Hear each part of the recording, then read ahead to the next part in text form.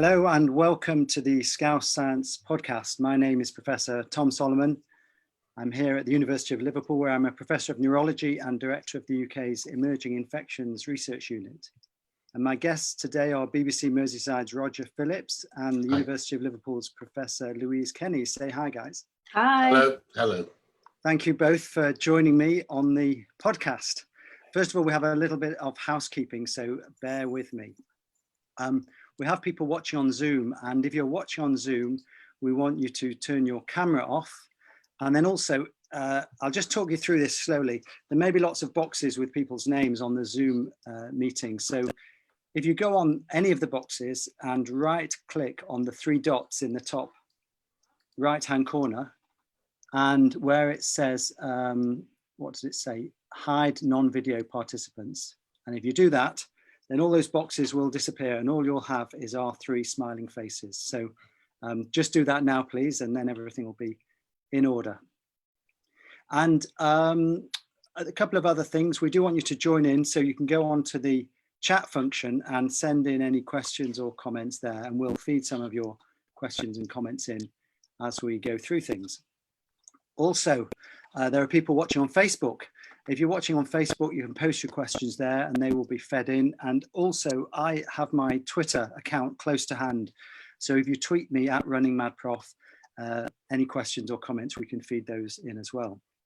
Now, why are we doing the Scouse Science Podcasts? Well, we spend a lot of time talking about science, certainly I do, on the radio, on television, and they're always very short interviews, those, and it's clear there's an appetite for a longer discussion and perhaps a bit more relaxed environment.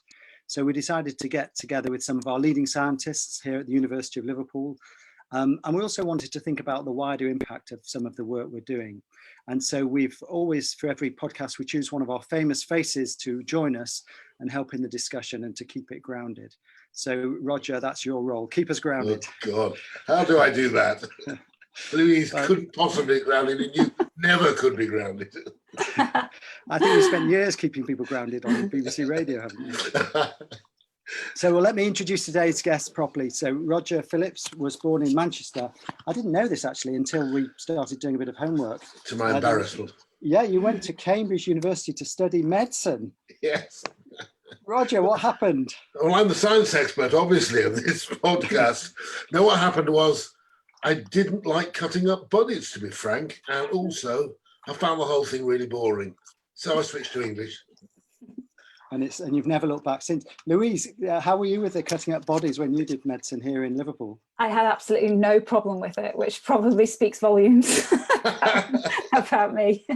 Yeah, at 18 though, I think it is one of those sort of do or die moments. If you're 18 years of age and you walk into the dissection room and you're confronted with 30 dead bodies, it is one of those moments that, yeah, and the smell, the formaldehyde, yeah, and even now, I mean, it's been what, 30 years since I was in a DR, but the smell of formaldehyde takes me back to being 18 and standing there in a white coat with my scalpel. Yeah, it's quite a key moment. Can you remember the name of your cadaver? So for those who aren't medics, you get a year to dissect a body slowly throughout the year, and ours was called George. Yeah, ours was Harry. Ours was Harry. I have no idea what ours was because I started not going because it was split. The body was split into two, so the four of us working on it. There's probably cheapskate Cambridge, I know. And my partner, well, he did all the work. I got fed up, and he just did all the work. So I only met my body about twice. Okay, maybe if you'd known your body's name, you would have developed a better relationship, and you would have stuck with it. Yes.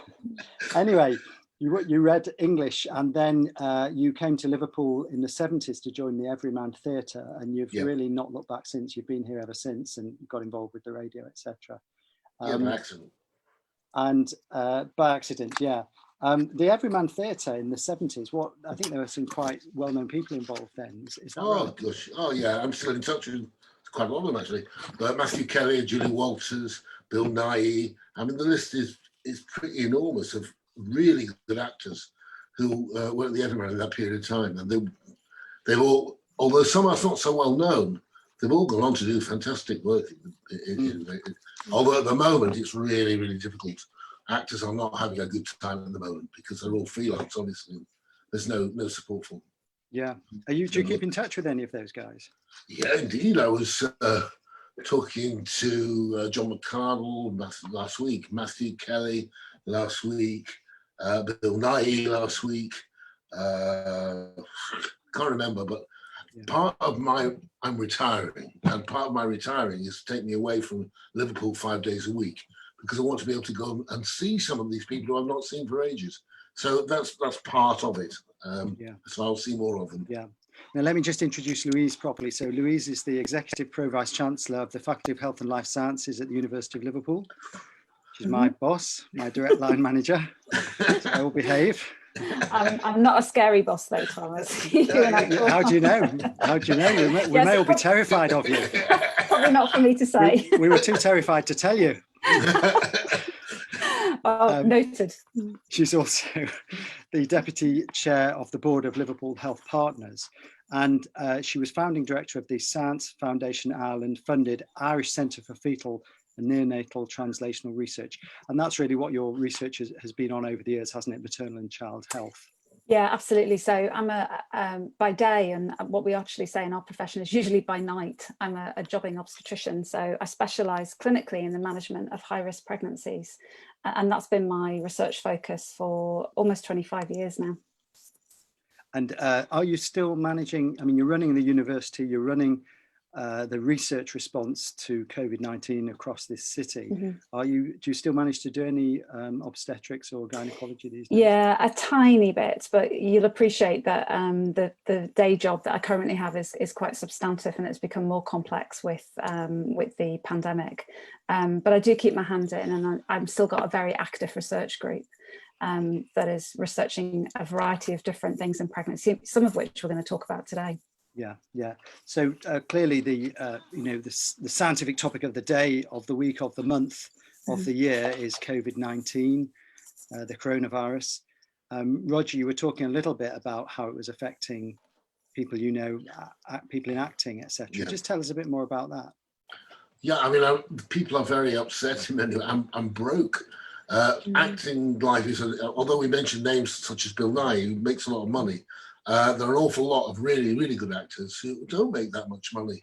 I mean, somebody I was talking to was Graham Seed. He used to play in The Archers, and he lost that job. He was pushed off a roof, I think. Oh, yeah.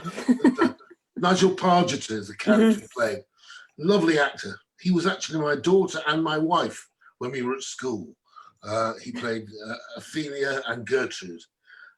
So I have a close relationship with him, but nevertheless, he's a really good actor. He gets lots of work, but then suddenly the work stops, income stops, and there is no support because dear Mr. Rishi Sunak, I'm afraid, forgot there was 3 million people in his sort of situation.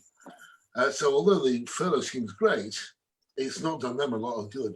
As regards me, it's been great for me in a way because I work from home. And as I come coming up to retirement, in a sense, my wife's had to put up with me in a way that she never has had to in the past, sort of. So it's kind of led me into having an easier retirement, perhaps, or semi-retirement, than I would have done. It sort of transitioned you into it because you've been spending a lot of time at home. Absolutely. And your wife has not been trying to convince you that maybe it's not time to retire and you should go back. She knows I'm going to be away quite a bit doing other things, and great relief at that. But I was going to ask you, Louise, she had a difficult birth, or at least the first one, and she was in this ward, and they couldn't work out what it was. I can't remember the detail, but they couldn't work out. Eventually, they sent her home, and the GP, a brilliant GP, diagnosed with something called Bornholm's disease. Now, I don't know if Bornholm's is directly related to pregnancy, but it was a problem. She went back into that special ward at it was Oxford Street in those days. Oxford Street, yeah. And had a great birth. And we did a domino. Do dominoes still exist? Absolutely. Dominoes is a domino delivery, which is, for the listeners, it's a package of care whereby you have all your antenatal care with the same midwife or small team of midwives. And then you come into the hospital But the team of midwives that have been providing the antenatal care come in with you, provide the care in the hospital, and then when you're transferred to the community, the same team come with you. So you get that wraparound continuity of care, but with the safety of a hospital delivery. So it's perfect, particularly for first-time mums. That was great. She's the same midwife, both children. And yeah, she was perfect. brilliant. Yeah, I had my first baby in Oxford Street, actually, just before it closed down. And I also had domino care. And for a young first-time mum, it was perfect. Yeah, really, really. But these days we're increasingly, when I trained back in the early 90s, obstetricians tended to frown on home delivery. But we now know that the data around home delivery suggests that it's actually really safe. And I've spent the last 10 years prior to coming back to Liverpool advocating for better antenatal care and extending choice in Ireland, including provision of home delivery, which is still not a common option in Ireland. It's quite useful, however, for the home to be close to the hospital. And I tell you why I say that. My daughter, who's now he's coming up to 3, when he was born, it was a real problem because I'm sorry, I've lost you. I don't think you've got me still. Have I lost you? We have. No, we've got you. We've got you. Carry on. I've just gone false. I've just declined a call. Sorry about that. I forgot to warn you all to turn your phones off. How many years have you been broadcasting, Roger? How many years broadcasting and you still don't turn your phone off? I'm very bad. Well, I can't see you for some reason, but anyhow, I forgot what I was telling you about. Oh, I know, yes, my daughter Alice. She had this baby and she was having a home with a home birth, and in fact with a water birth. They got in a water birthing, and she had a very, very long labour, and eventually it was dangerous. Literally, they live 5 minutes in an ambulance from the hospital, so she actually delivered in the hospital, but it was really useful to have that safety of the hospital. Mm-hmm. Yeah, absolutely. I mean, it's not a straightforward black and white issue, and there are layers of risk and things. But in general, I'm a huge advocate for choice around birth.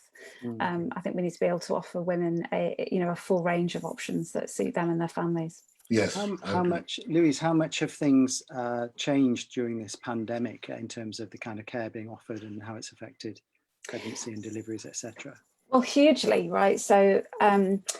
For example, I think telemedicine has really come of age during this pandemic. So in obstetrics particularly, because if you sort of remember that pregnant women aren't actually sick, they're not patients, and largely they don't need to come to hospital. They can have the majority of their antenatal care done safely in the community.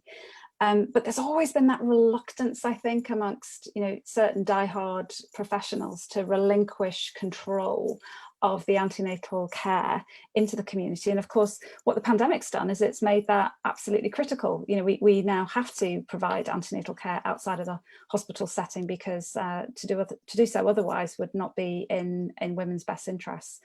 And then other things like provision of safe early termination of pregnancy, that can now be done by telemedicine with the modern drugs that are available. So it's been hugely advantageous from that perspective. I think it's really through not by design, but just by happy accident. It's actually made women and their families and their actual needs the focus of care in a way that it's accelerated what I think was inevitable, but happily it's now become mainstream. And are things beginning to move back towards normal, do you think? We've lost Roger, by the way. I don't know if we've just lost your video, Roger, or if we've lost you completely. Hopefully he'll dial back in a minute. Okay, we'll carry on and he'll read. Yeah.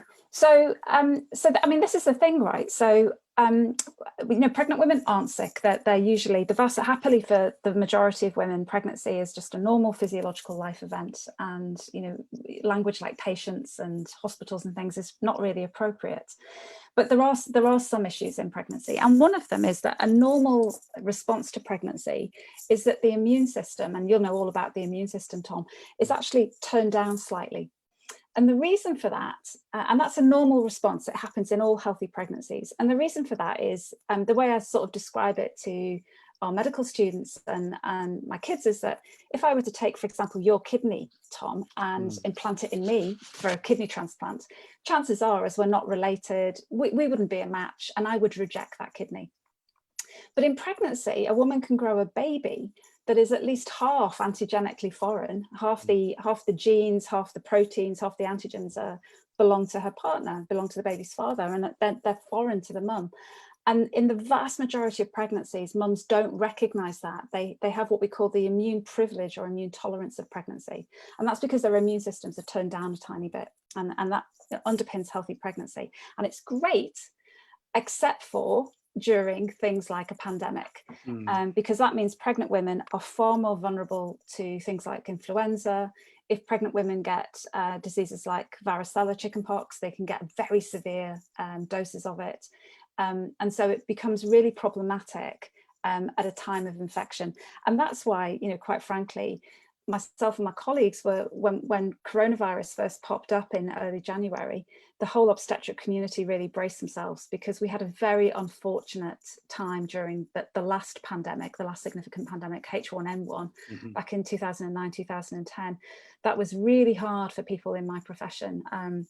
And for the women that we care for, because pregnant women did very badly during that pandemic. And that was our experience. So we braced ourselves for something similar during COVID. But it hasn't happened. I mean, my understanding is there hasn't been the big, so the other recent pandemic or epidemic was Zika virus, which we were heavily involved in from the university. And of course, with Zika, which is a mosquito-borne virus that caused big outbreaks, especially in places like Brazil, the big problem was congenital disease and all these children being born with abnormalities and some dying in utero, etc. But I think for COVID, we haven't quite seen that, have we? Not at all. So, I mean, there are two challenges when you look at any infection or any other disease process in pregnancy. Firstly, there's essentially two patients. You have the effect of the disease on the mum, and then the effect of the disease on the unborn baby. And then the second thing is that pregnancy itself, because of those huge physiological changes that we just talked about, pregnancy can actually affect the course of the disease. So it's quite a complex situation, and we didn't know which way it was going to roll, as it were. But early data from China, from Wuhan in particular, was very reassuring. We didn't see huge numbers of women being hospitalised, pregnant women being hospitalised with COVID. And critically, the thing that we noticed very early on is that whilst women may be actually getting the disease, they're picking up COVID, they were not really getting the very severe phenotype that we're now very familiar with, of this complex sort of huge multi-system disorder that inevitably results in admission to ITU and huge system collapse and organ failure. Very, very few pregnant women got that kind of disease endpoint, and the ones that did tended to have other additional risk factors, including pre-existing diseases or obesity or complex, a complex mix of the two, or they came from ethnic groups that we knew were at particular risk. So that piece is reassuring, and we can talk in a minute, I guess, about some of the theories around why that might have happened. Of course, the longer term effects, what COVID has done, catching COVID in pregnancy, what that does to unborn babies remains to be seen. But certainly the early data is reassuring. I mean, with Zika, which you correctly flag as had a devastating effect on the babies of mothers who contracted it during pregnancy. But so far, touch wood, I mean, and it's still very, very early, we haven't seen any strong signals that COVID causes any specific problems for the unborn baby. Yeah, and it's interesting. So you were, on the one hand, you were, and Roger's back. Was it all talk of deliveries? Was what was upsetting? Put me right off. Yeah, it can be like that for some men. I understand, but don't worry, we're not in the delivery room anymore. Thank goodness. We've moved on. But Louise, you it's interesting because on the one hand, you're talking about the rights of women to have home births, and it sounds like Ireland was quite different to England in that sense. And community births, etc., and the fact that these are not patients, they're just people with babies. But then on the other hand, your research has been on I think when pregnancies have gone wrong, hasn't it, and on the risk groups. Yeah, so I specialise, for the last 25 years, I've been specialising both clinically in providing care to women and also researching a condition called preeclampsia. So it's a relatively common condition, and in fact, there've been a few things that have happened in sort of popular culture in the last decade, which have really raised the profile of preeclampsia. So any listeners or watchers of this event or listening to the podcast will hopefully be familiar with Downton Abbey. And Lady Sybil, one of the key characters in Downton Abbey, actually died of preeclampsia, eclampsia or toxemia of pregnancy, it used to be known back in the 1920s. And then, of course, there's been a variety of other high-profile celebrities who've also had preeclampsia, including Kim Kardashian, who had quite severe preeclampsia in her first pregnancy. So it's become much more mainstream and much more well known. It's actually a relatively common condition. It affects about 3% of all pregnancies, and globally, it is a leading cause of maternal mortality. Happily, we don't often see pregnant mums dying in high resource settings like the UK, but through the world, and particularly in some of the areas in sub-Saharan Africa where I've previously visited or worked, it accounts for about 72,000 deaths every year of pregnant women. And when you think about that, Tom, you're talking about, by definition, young women, because you have to be relatively young to get pregnant, and healthy women, because in a low-income setting, you have to be relatively healthy to conceive. Okay, so these are young, fit, healthy women at the start, and it nearly always is in first-time pregnancies, at the start of their reproductive lives, and they die of a condition that we've known about for literally millennia. Hippocrates wrote about preeclampsia, but we still don't understand it, and we don't have a cure. Yeah, I think certainly some of the overseas places where we work, you do still strikingly see many of these conditions that we don't see at all, or very rarely in the West. Have you, Roger, in your career, have you travelled overseas much or worked overseas at all? Or is it in your plans for the future? It's certainly in my plans for the future. No, I haven't. But can I ask about preeclampsia? You say you haven't found a cure, but it is treatable. No, so that's a really frustrating thing, Roger. So people don't die of it. So 72,000 women die every year. The reason why women in high resource settings don't die of it is because the only cure, as it were, is delivery of the baby. And so in a high resource setting like the Liverpool Women's, where we've got an absolute world-class neonatal intensive care unit, I can make quite bold decisions at 29, 20, 28 weeks gestation, and I can save the mum by delivering the baby early, knowing that my neonatal colleagues will do their best for the baby. But if you make the same decision in a low-income setting, it's a death sentence for the baby, and it may not save the mum, because mums often need a whole amount of supportive care around that delivery that is very difficult to offer in a low-income setting. So it's the only cure is delivery. There isn't a drug or any other kind of treatment that will make the condition go away. And it's something that my group and my collaborators around the world have been working on for decades now. But it's a frustration of ours, and Tom has probably heard me talk about this on numerous occasions. Preeclampsia only affects women, and it only affects pregnant women, and so it's often seen as a minority disorder. And I've stood in front of grant-giving bodies over the last 2 decades and have been told that it only affects women and it only affects pregnant women, so it's not really that important. And I now say, if ever anyone says that to me, I now say, well, how did you get onto the planet? Because unless it was by a pregnancy, and you've discovered another way of making your entrance into the world that I'm not familiar with. So, and if you are the baby born of a complex pregnancy, you carry a legacy with you for the rest of your life in terms of adverse health outcomes. So I'm passionate about raising the profile of this disease and related pregnancy disorders. I've heard of it. What is it? What does it mean? What's the clamp it's pre of?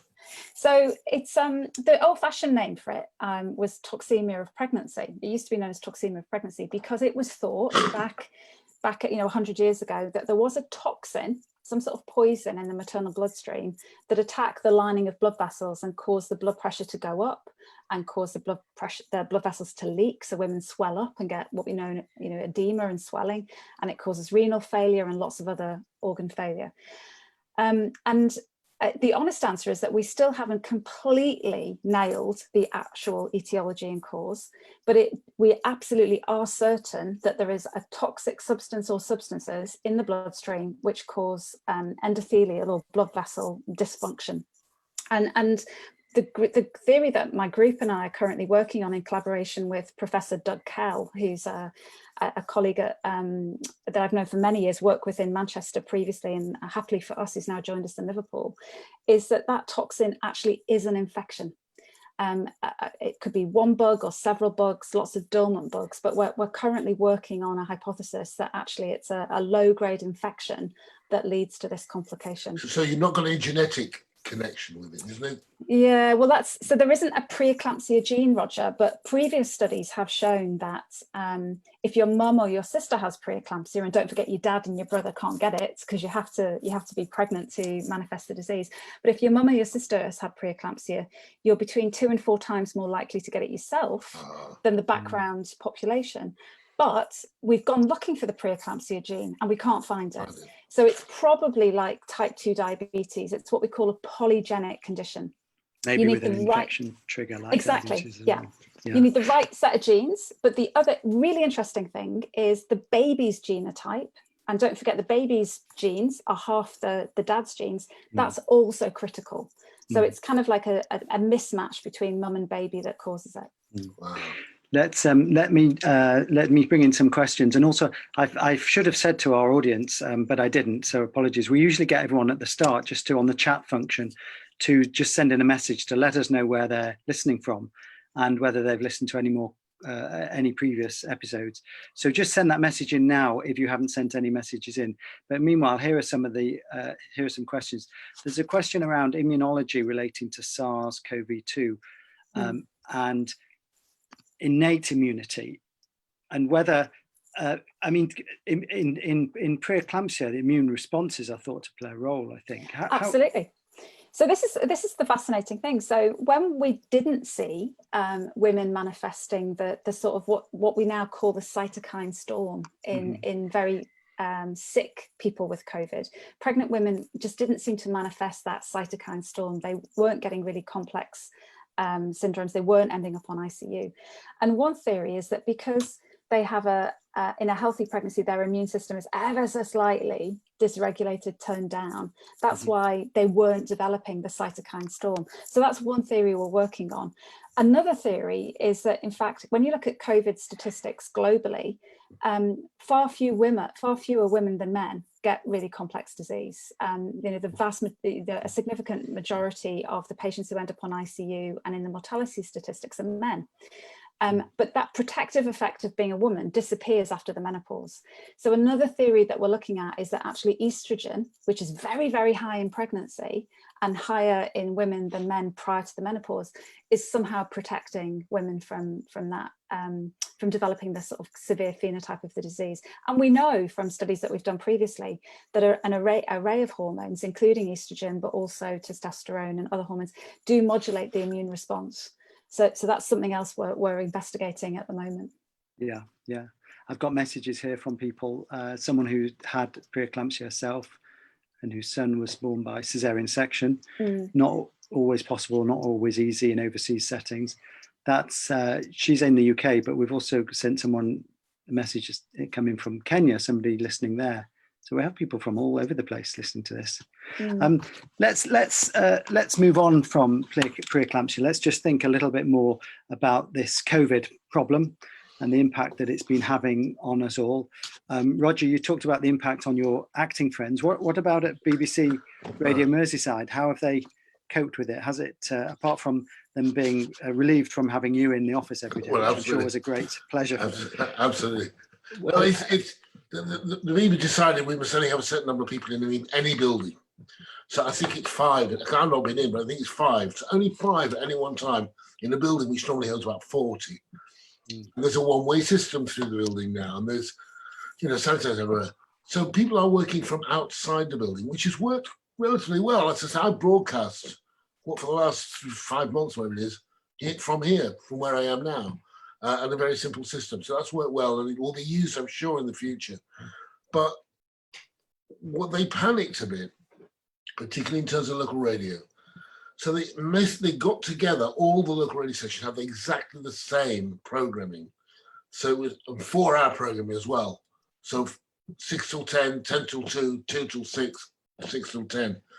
The idea behind that was early on, nobody knew whether everybody was going to catch this thing, so they could have teams, by using 4 hours, they could have teams of more than one presenter and more than one producer working on them to fill in. And also, worst came to the worst, I think Stoke was our buddy station.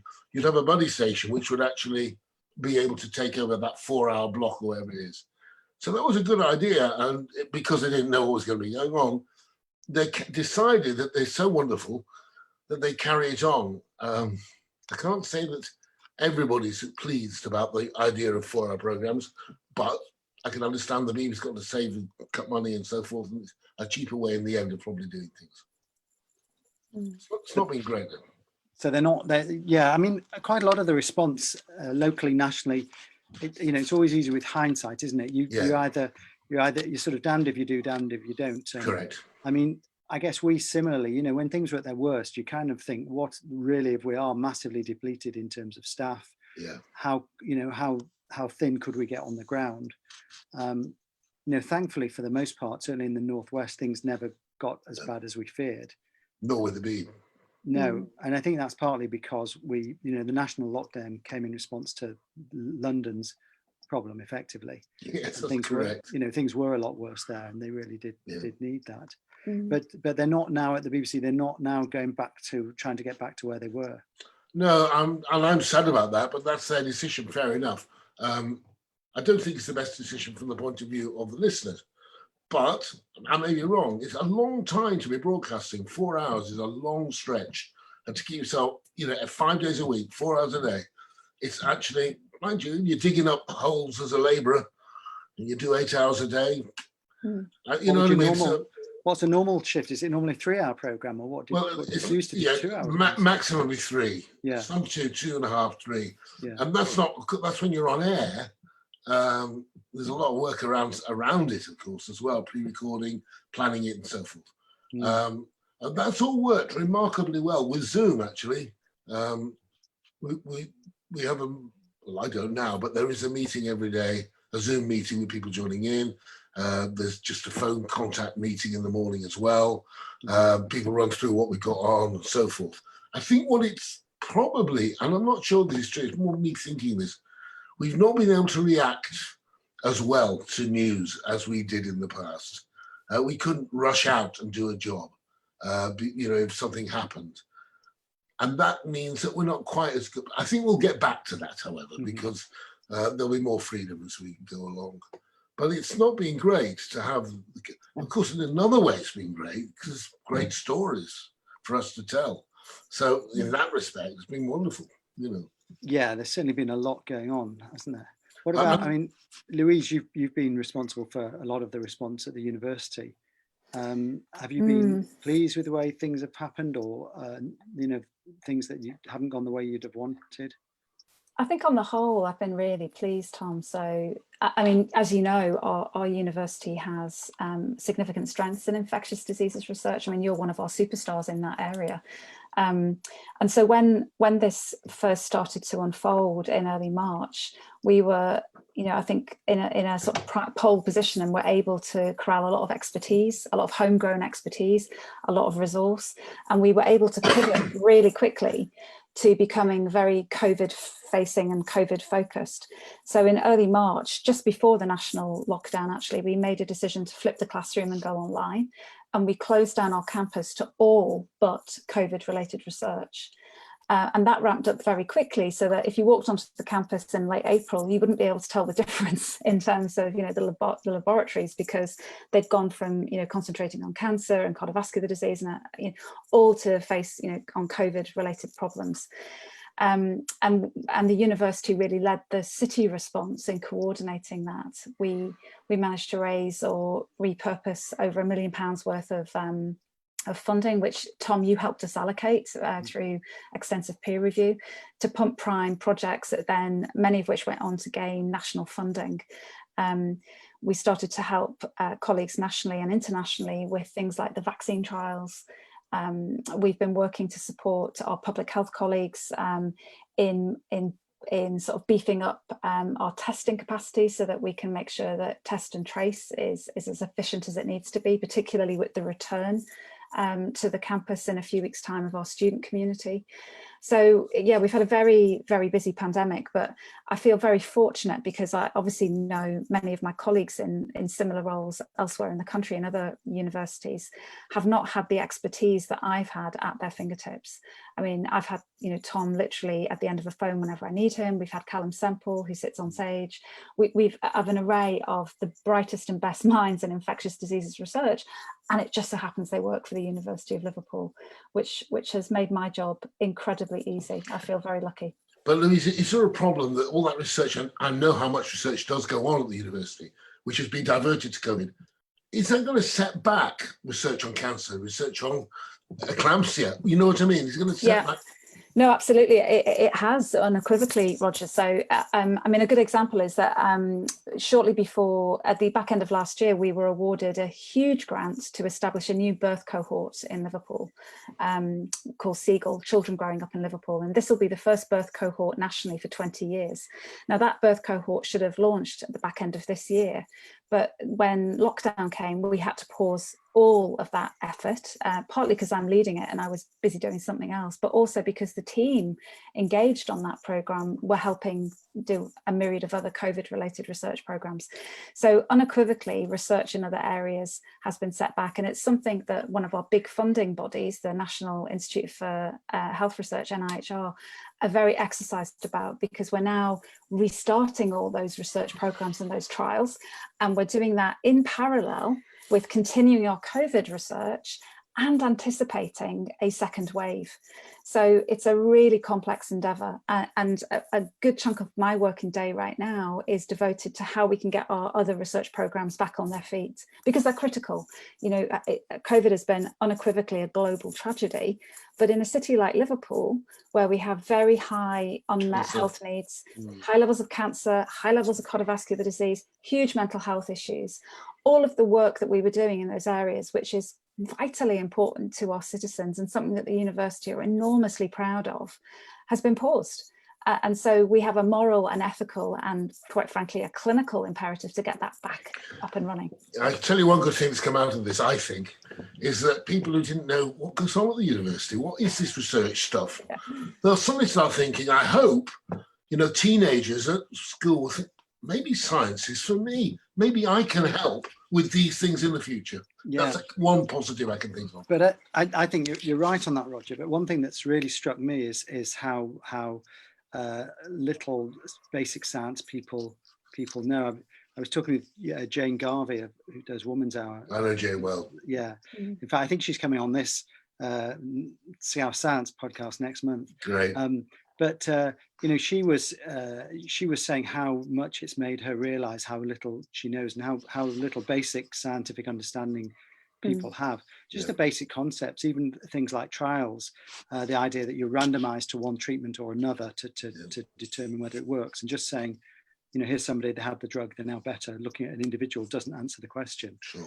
The thing, I mean, in terms of radio, so the thing that always horrifies me, not about Radio Merseyside, of course, which I love, but the Today programme on Radio 4, they so sorely lack having any of their anchors with any scientific background. I know. You know, they have clones who all got the same background, and therefore they've got nobody who can have a sensible discussion about anything vaguely scientific or medical. And I think that's really become clear, you know, when you listen to Radio 4 in the morning, if you do.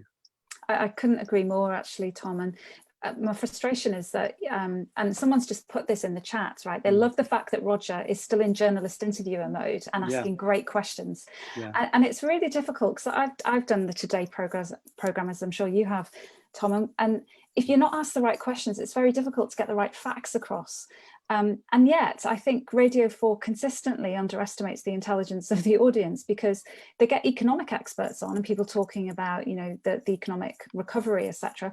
And they assume a level of macroeconomics that I think the average listener probably can get their heads around. But similarly, I think the average listener, with enough time and the right questions with the right responses, can absolutely understand the benefit of a randomized control trial and the value of science to this response.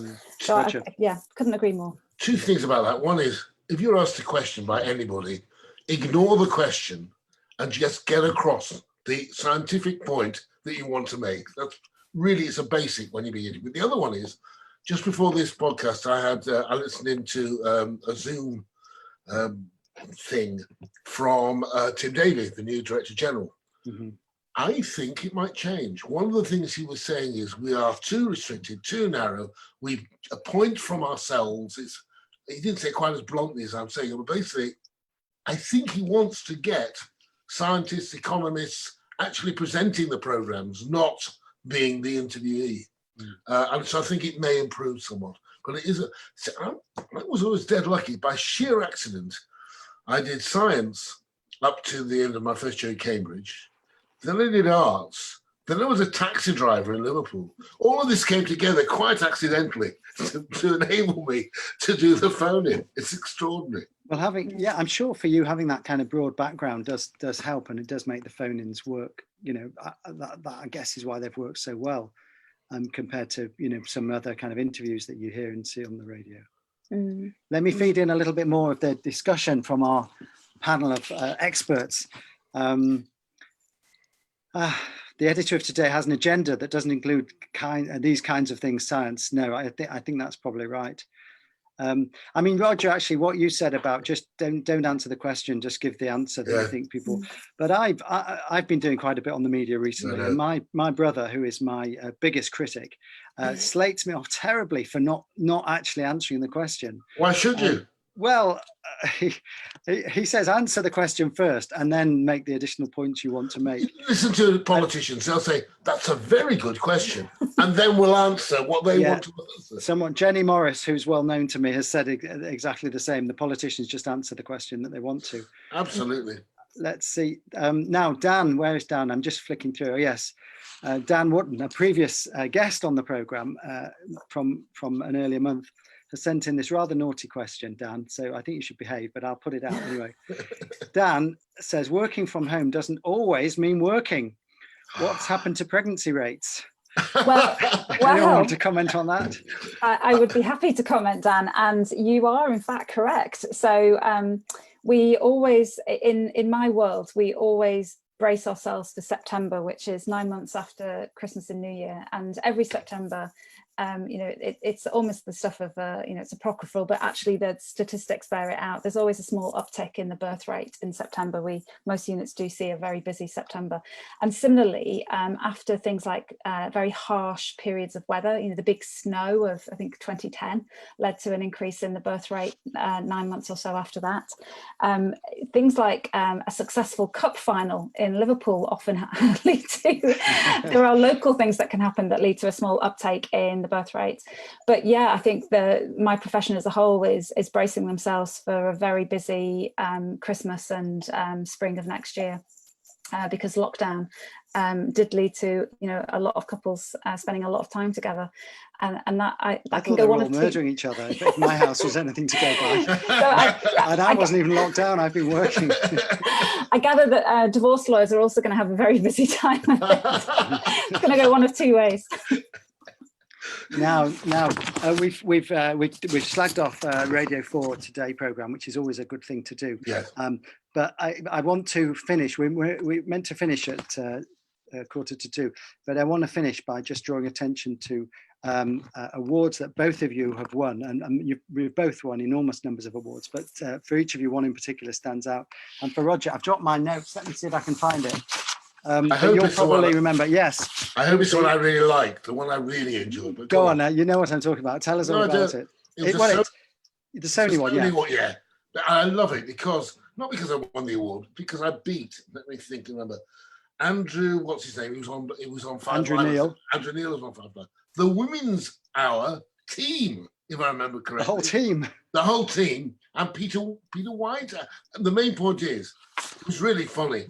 We sit there at the table because you come down, and they have 5 in the Sony. You have 5 shortlisted, and 3 will get something wrong. So I was ticking off. Oh well, we've not won then. And then, all unbelievably, I won. So that's the one that matters, not because it's an award, but because I beat the others on Radio 4. And I've always thought local radio far more important than national radio.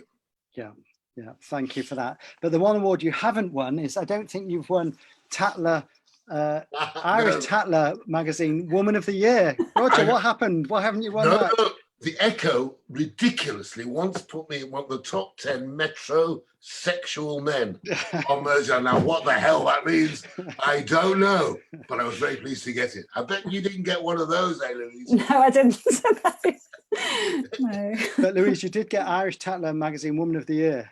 That's good. I did, yeah, and that was great. I think for the same reason, actually, Roger, I didn't expect to win. I thought we were just making up numbers at the dinner, and I took my lovely parents, my lovely mum and my late great father with me, as well as my husband. So we just thought we were having a jolly night, you know, in a nice hotel, and I won, and it was actually an award not for anything that I'd done clinically or scientifically, but because of various campaigns I'd been involved with to increase the quality of access for women for basic healthcare and reproductive rights in Ireland. So I was quite proud of that, because getting an award for the job that you do and love and are good at and are paid to do is kind of like, you know, but getting an award for something that you sort of do in the margins of your spare time, and it gets recognised, it meant a lot, and it was because you know, the women that I'd actually been campaigning for were behind it, so the value of it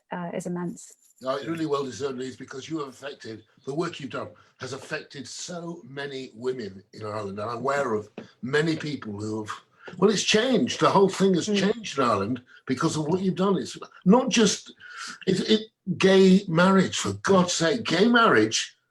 20 years ago, gay marriage should have been Satan and devil and all of that.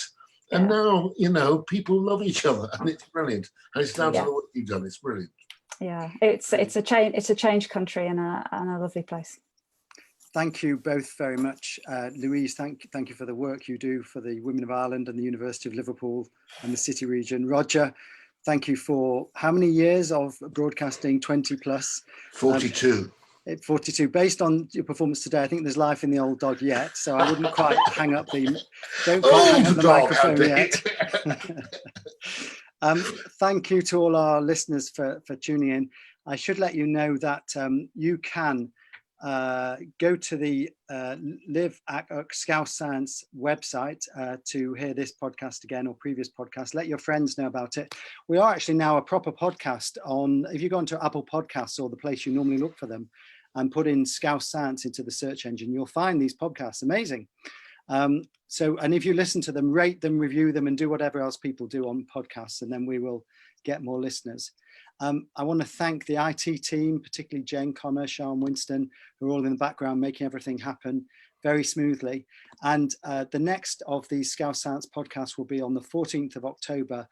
We think it's going to be with Jane Garver from BBC Woman's Hour, plus one of our scientists from the university. But thank you very much to both of you. Let's all say goodbye now to our guests. Bye. Bye-bye. Bye, everyone. Thank you.